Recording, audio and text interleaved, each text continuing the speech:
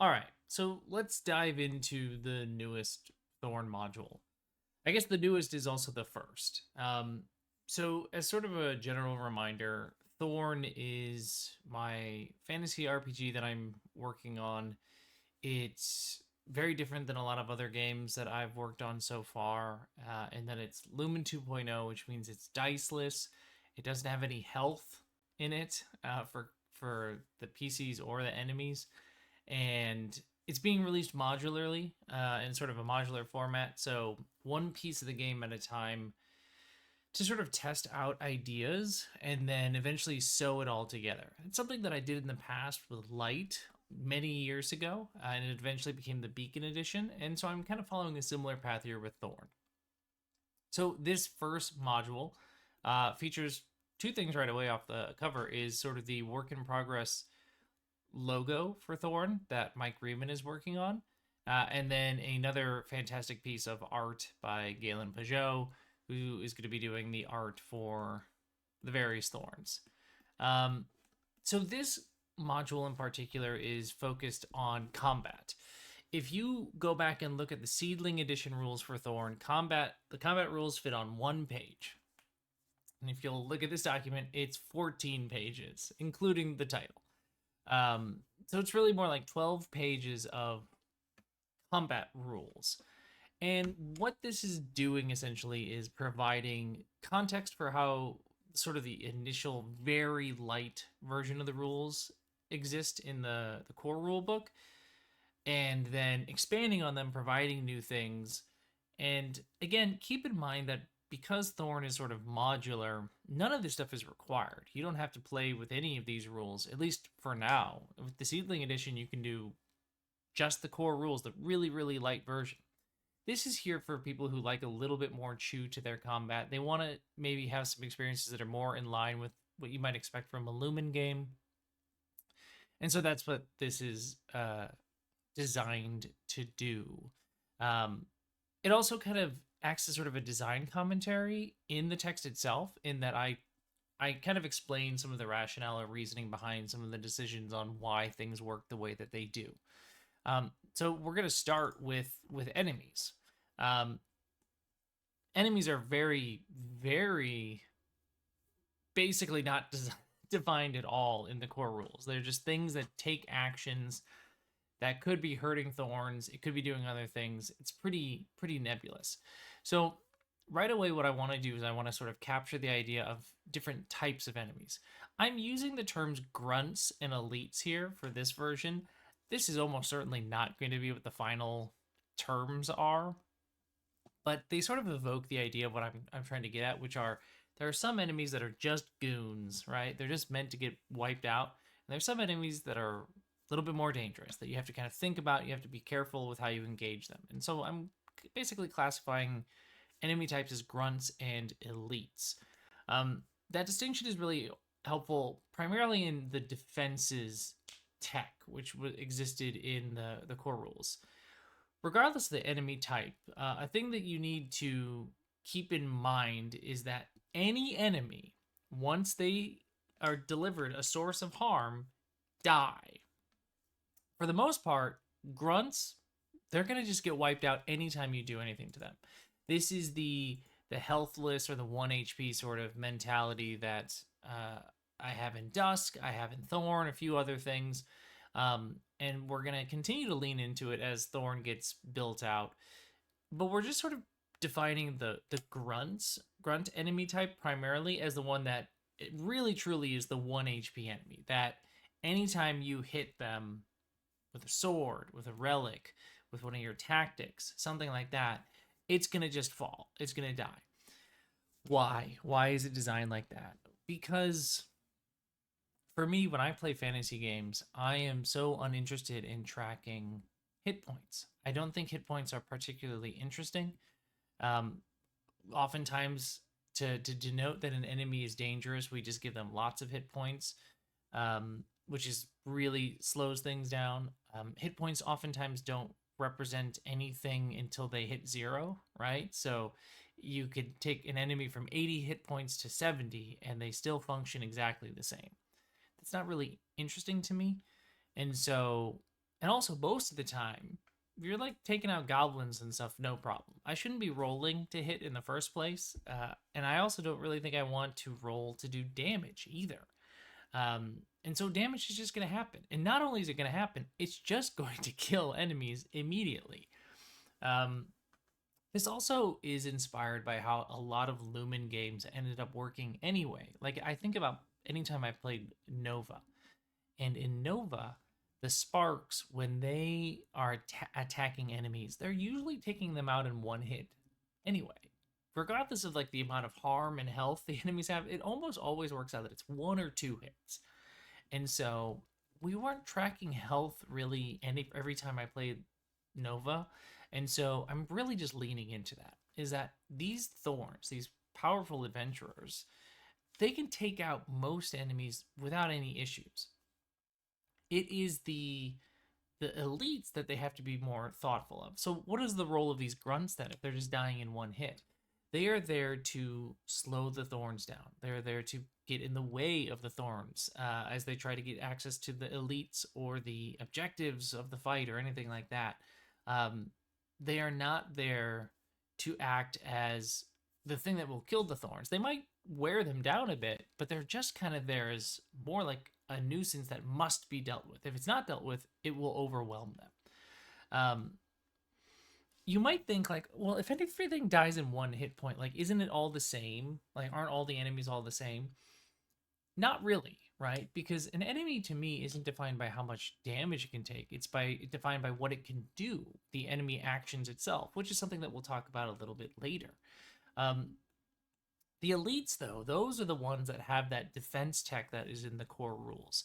Um, and I've kind of talked a little bit about my interpretation of the 1 HP enemy and how I get around everything just having 1 HP, including like bosses and big baddies and things like that, through this sort of defense tech. Um, and the thing that I oftentimes equate it to is like an MMORPG, or I play a lot of Destiny. So when you play Destiny and you're fighting like a raid boss or something, you want to get to that damage phase. And usually with boss mechanics or big scary mechanics, there's, you have to do stuff to get to that damage phase. You have to go stand on that button over there on that side of the room and pull that lever and kill that one thing that's powering the boss. And when you've done all that, the boss is vulnerable, and then you can just wail into it. It just crush it. That's what the defenses are for the elites, is that they're going to have some number of these things. Not many, 1, 2, 3, maybe a tougher boss has 4 or 5. And once you've overcome each of those things, you can then kill the boss. That's how you take them out. That's how you kill elite enemies.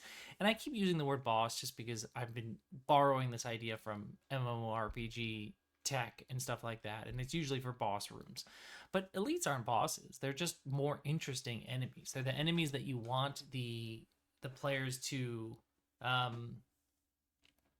they're the enemies that you want to make the players think about. Hey BLG, good to see you. You can then kill her the first words you hear. Perfect. Then you come just in time. I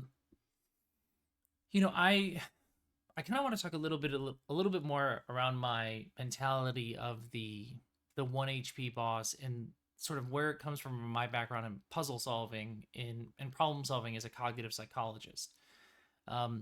As a cognitive psychologist, we talk about problem solving in two different types of problems: well-defined and ill-defined. A well-defined problem is one in which you know the goal and the rules to get to that goal are very clear. A Sudoku puzzle is an example of that. When you know what a Sudoku looks like in the end. There's no interpretation of the goal, and you know the rules that you can play with. There's no, like, you can't be creative with a Sudoku.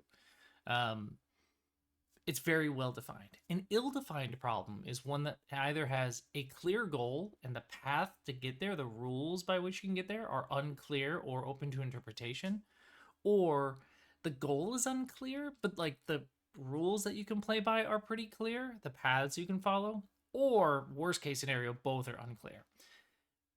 Thorn is an ill-defined problem-solving combat sim through the first example, where the goal is clear. I want to kill this elite enemy. the defenses of that enemy are oftentimes clear. They have armor plating. They're being powered by these arcane totems, etc., etc. How I overcome those defenses is not clear. It's fuzzy. It's open to interpretation.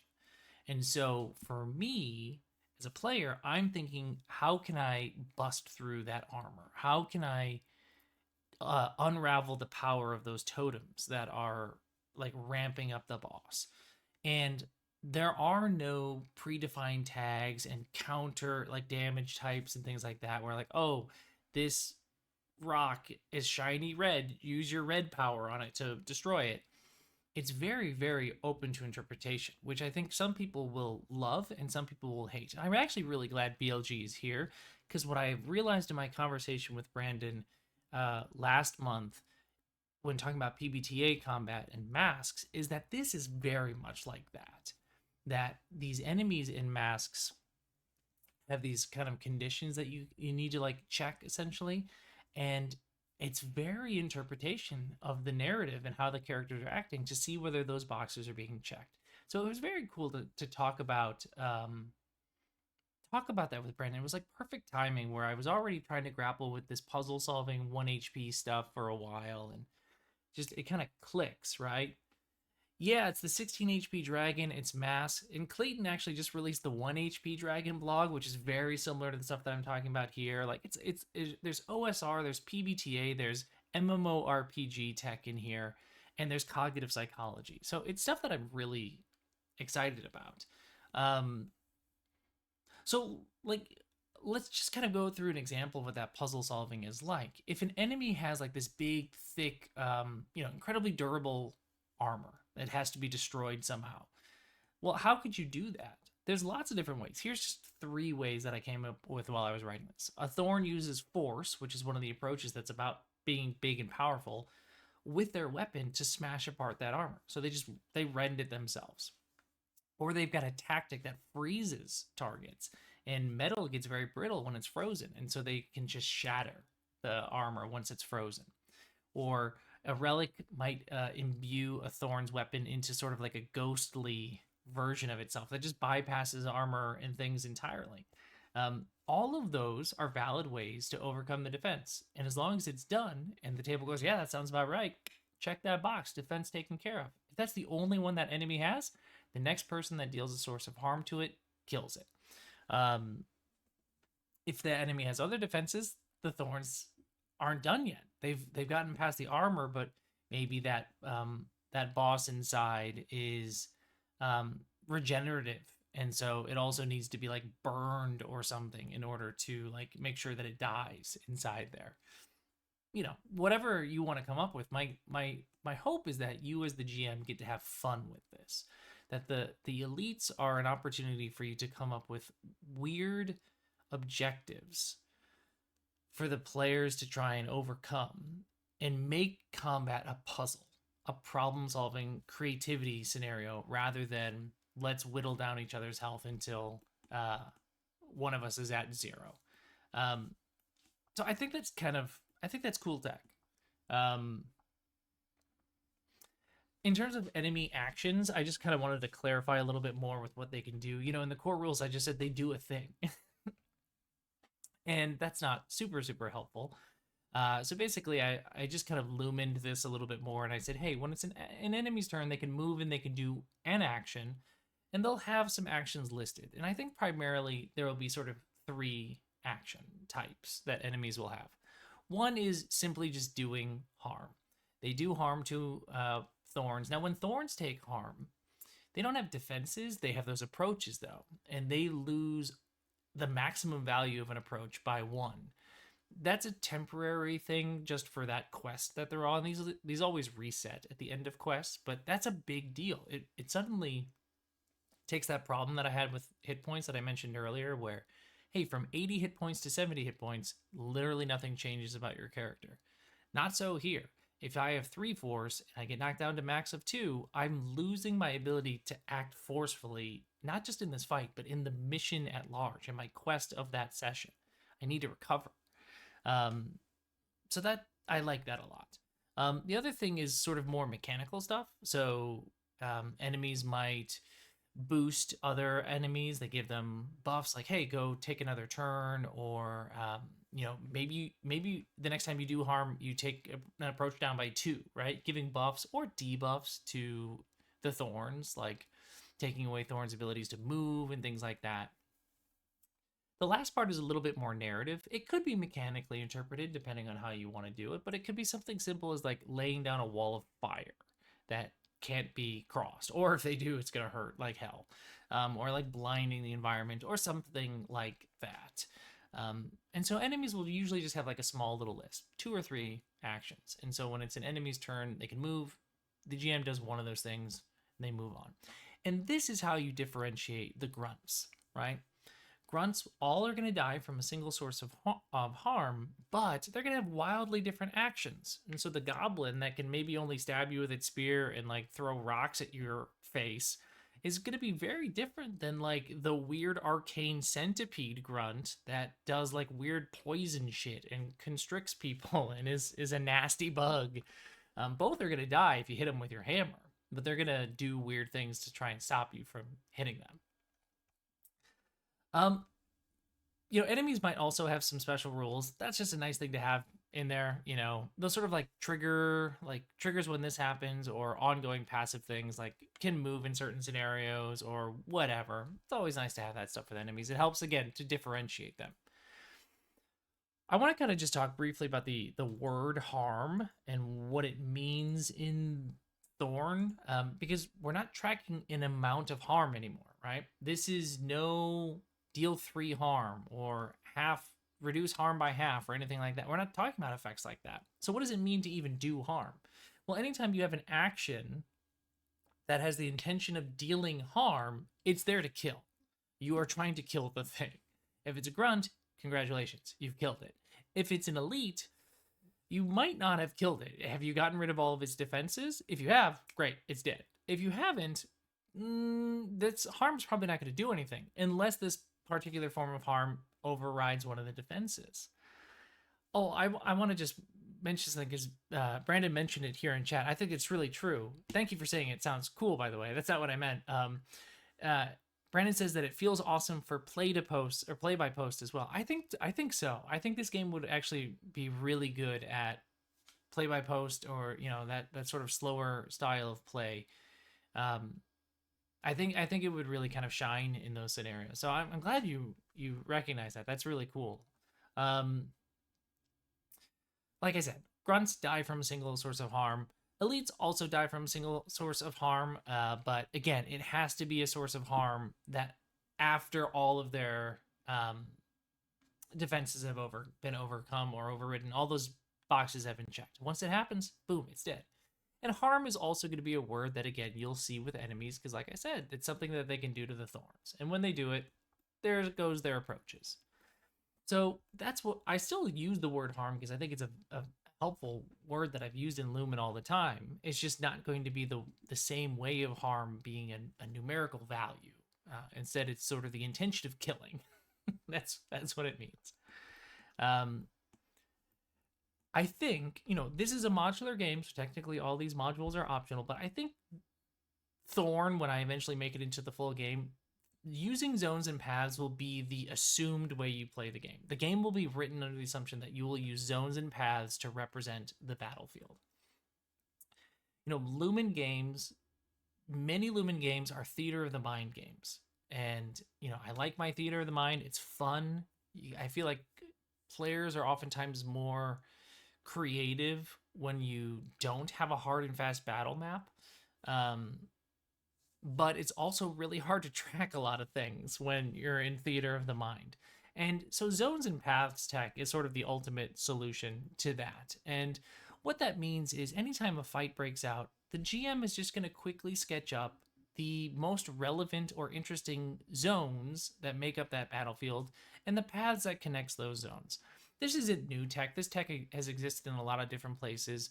One of my favorite places that I saw it used and described is in Binary Stars, Valiant Horizon.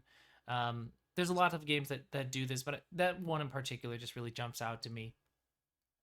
And so, here's an example. The Thorns show up. They see goblins trying to attempt some sort of strange ritual. There's a meadow, there's a platform that's connected to that meadow or nearby. There's a camp of goblins, there's a weird stone and some cages that have beasts in them. We don't really care about specifically how far these things are, like in terms of feet or meters. What we care about is which one could you get to quickly in a movement action. And so these zones act as a means of measuring range to one another and also movement. So in terms of relative distance, anything that's in the same zone as you is close. So if I'm in the meadow and there's another goblin in the meadow, great, we're close to each other. Anything that's one zone away, connected by a path, that's near. So if I'm here and I've got a bow and arrow that hits at near, I can shoot anything over in this goblin camp. In fact, I can shoot anything on this map because the map I drew, everything is one away from the meadow. Things that are far are two away. So the beast cages are far away from the goblin camp because it's two paths that we have to follow. And that's it. Boom. We've represented the battlefield in an interesting way. We can track relative position easily, and we can track movement because whenever a character moves, they move one path. The really cool thing about this is when you're writing this out or representing it, it's really quick to just draw out on paper, or, if you're using a virtual tabletop, then, the digital surface that you're using. You can also use something simple like index cards. You just draw, right, the names of some locations on index cards, arrange them on the table, slap down your miniatures or your tokens or whatever, and boom, you've got zones and paths. The other nice thing about zones and paths is that it can change. You can add new zones as new parts of the map sort of open up with a fight. You can also take zones away. Rock Slide comes in and just devastates the strange stone. That is no longer a zone anymore. It's gone. All the paths there cut off. You can also then mess with paths, right? You can cut paths off or make new paths between zones. That's something mechanically that you can interact with as well. Tactics, relics, enemy actions can do things like affect all enemies in this zone, or set up an ice barrier that stops the ability of getting from one zone to the other. Exactly, Brandon. BLG's got it, right? The ability of closing off the wall as a grunt. This is, again, how we differentiate the grunts from one another. Some of them can be weird, control-y, manipulator sort of things, while others are there to stab you in the eye with their spear. I love zones and paths tech. I think it's kind of the best solution for theater of the mind stuff. So it's what we're going to use in Thorn. In the previous core rules, there was no rounds that existed. There was a turn order, and that a Thorn would go and an enemy go back and forth, back and forth, back and forth. But there was no like rounds and turns. I'm going to bring in the rounds and turn stuff that I use in Lumen games because, again, it's one more like mechanical lever that you can sort of mess with, like with timing of things, like an effect lasting until the end of a round or the start of the next round or something like that. Because there are so few mechanical levers and buttons, because we're diceless and we're healthless / HP-less, we need to include them where we can so that there are interesting places for characters to have mechanical things that they can do. So rounds and turns is a helpful thing so that enemy actions can line up with this sort of stuff. Thorn actions, relics, stuff like that. So, there's nothing groundbreaking in terms of the, the rounds and turns. A round is until every Thorn has taken a turn.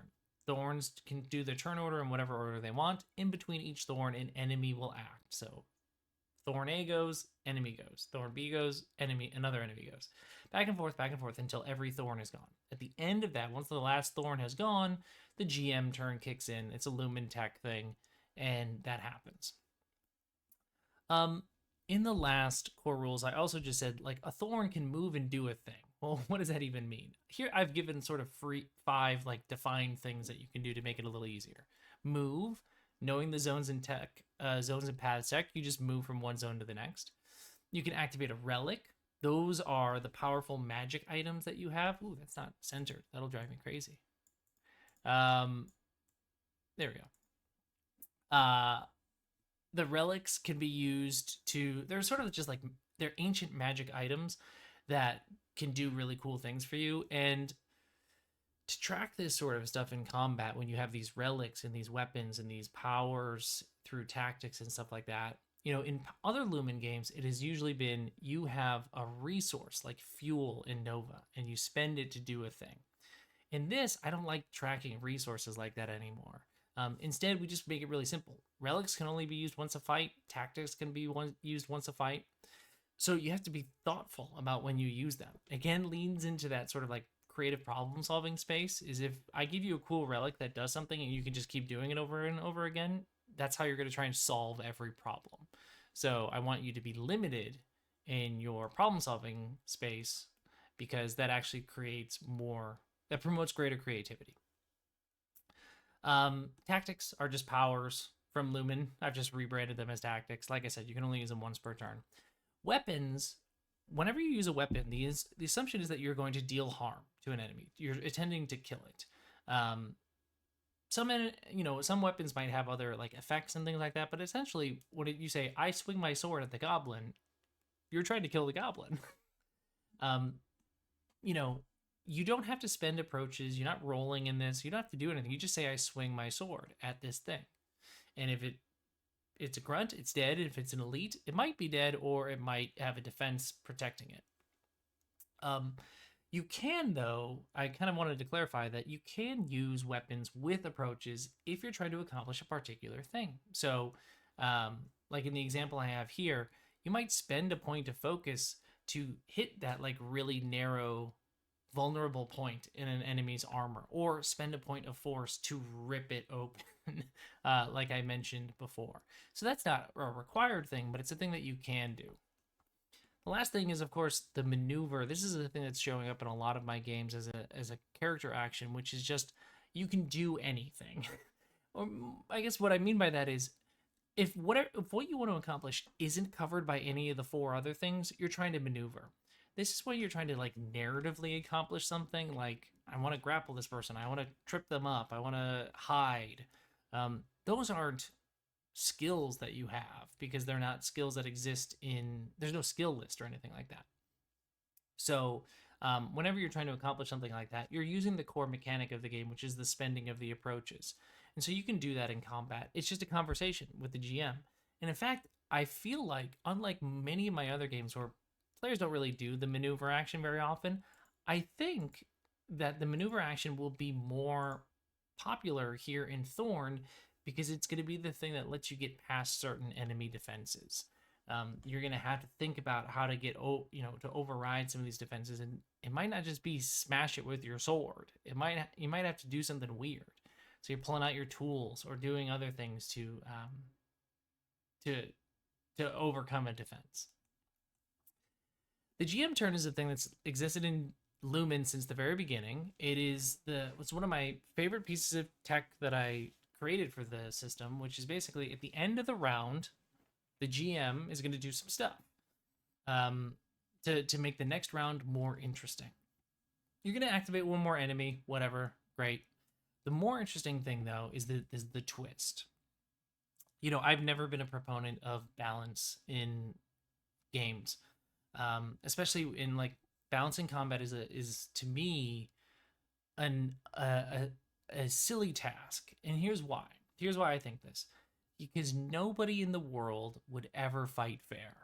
Nobody would ever fight fair. If we were actually adventurers going out into the wild and it was full of monsters, I would never seek out encounters that I know are fair and balanced. I would seek out encounters that I know I'm going to win.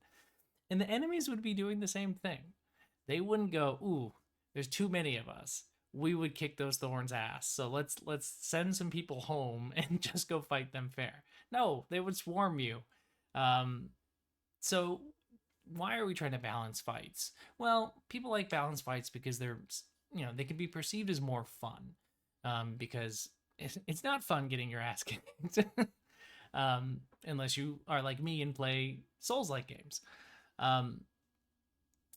So what does the GM turn do? It allows you to tweak and retool a fight in the middle of a fight. At the end of every round, you as the GM have the opportunity to do something.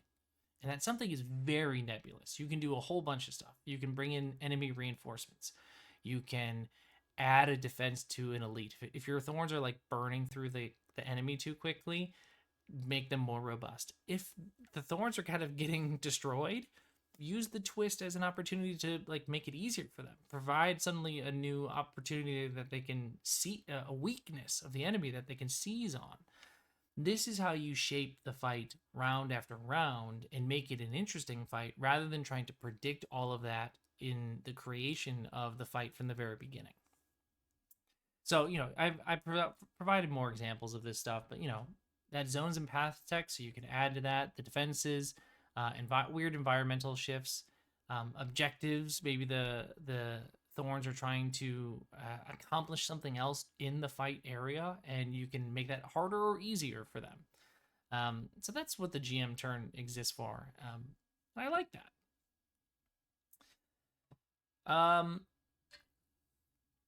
The last section of sort of the modular rules is just the advice on fight compositions. This isn't necessarily rules so much as just like, how should you do this?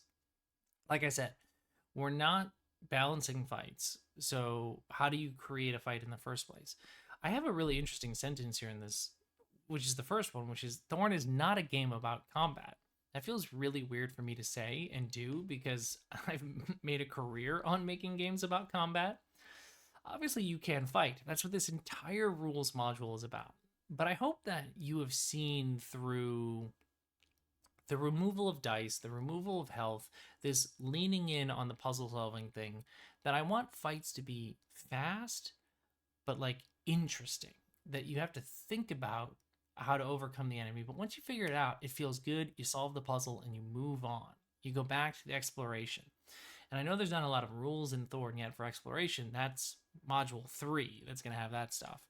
But, my goal is for you to have a fun, fast, interesting fight rather than a long fight to see who can drain the other of HP faster.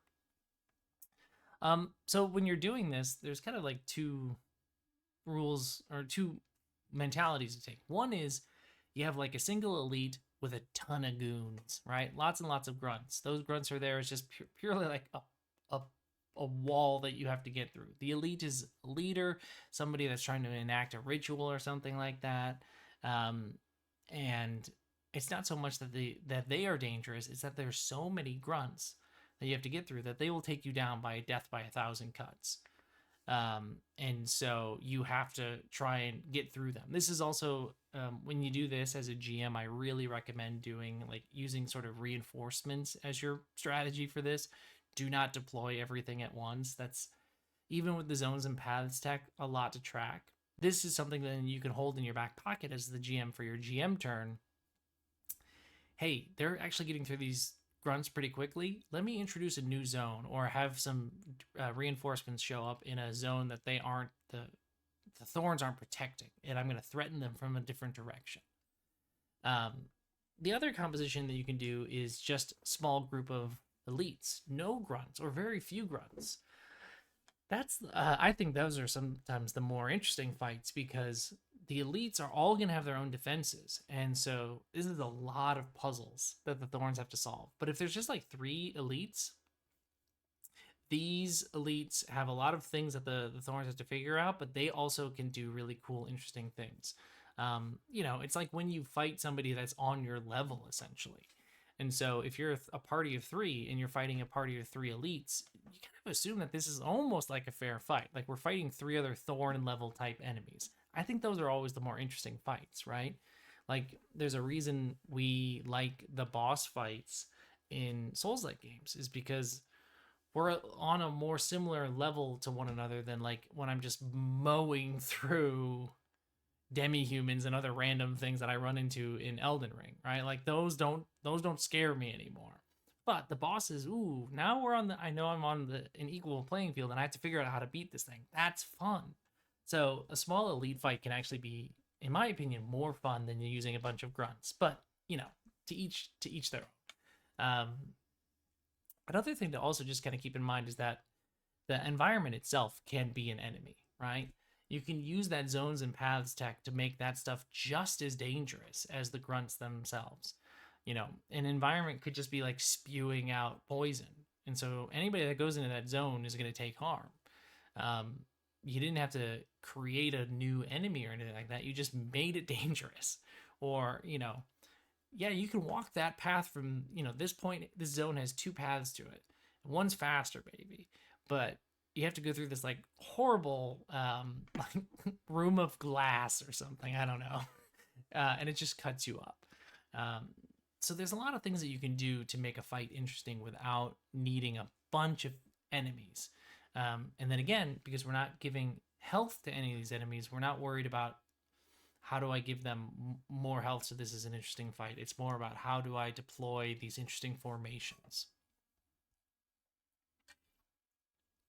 The last thing in this module is just the idea of using objectives and clocks in your fights to make them a little bit more interesting. Because, one thing about fights that can make them uninteresting is just every fight has the same objective: kill everything else, right? And so how do you make it more interesting? Well, what if in that process of trying to kill everything else, you have to do something else? Some other thing is required of you in this arena that you find yourselves in, and you have to accomplish that thing.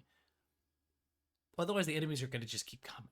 Or, yeah, you killed all the enemies, but you didn't accomplish the thing you needed to. So you didn't actually win the way that you needed to. These objectives are things that you can add to the environment. They can be things that can be like scaring the thorns along. So like, I have an example, like the room is filling up with a deadly gas. And so you have an objective now: stop the gas, or escape the room. And also there's all these enemies. By adding objectives, you split the party. And splitting the party in fights is actually a really good idea. Because, well, the nice thing about Thorn is that there's no like fighter class and then like support class. Everybody's kind of a little bit of everything. So you don't have to worry about like, okay, let's send in our fighter to go fight everything. But like, you still want like the ability to have roles where characters are good at some situations and not as good at others, and they can have that moment where they're really exciting and showing off what they're really good at. And so objectives let you do that, right? Okay, the room is filling with poison gas. Are we going to try and stop it? Are we going to try and escape the room? Also, there's a shit ton of grunts in here still that are trying to kill us. Who's going to do what in that scenario? I think I can stop the gas, or I think I can neutralize the gas. I'm going to work on that on my turn. Another person goes, I'm going to try and figure out how to get us out of here. That's what I'm going to focus on. And the other two thorns are like, great, we got your backs. We will fight the grunts this round, and then we'll reassess. That's the nice thing about adding objectives.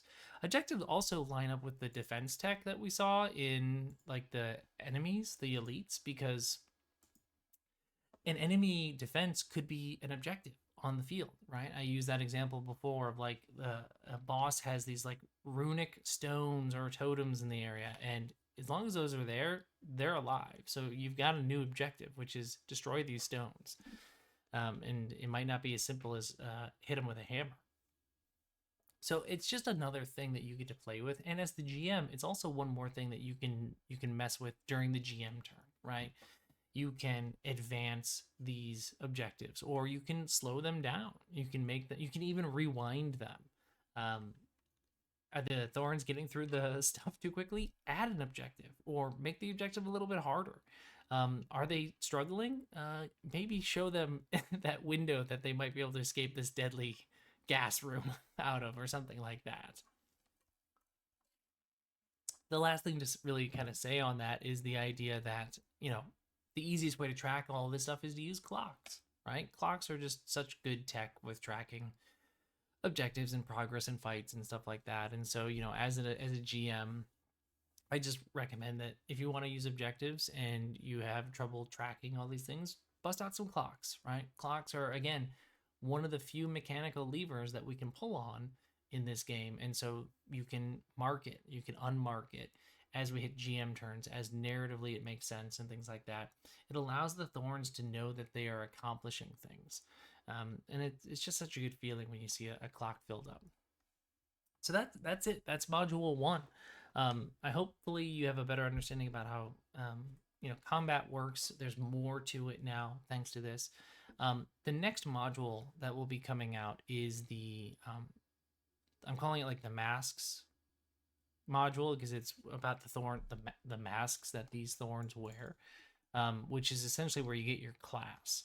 So the next module will be sort of the class module. So it will be where you get specific packages of tactics and talents and your weapon and stuff like that to sort of fit the roles and different kind of classes that the thorns take up. And so the reason I did this module first is because a lot of that tech in the class thing is going to borrow from this stuff. You're going to see stuff like zones and paths being mentioned, and a lot of the assumptions on like defenses and grunts and elites are going to be mentioned in the sort of the powers and abilities of the thorns themselves. And so this module had to come out first, simply as sort of a foundation to build the class module on. And then the last module that will be worked on before I sort of think about sewing it all together will be the Briar, which will be the camp and exploration stuff. But that's future Spencer's problem.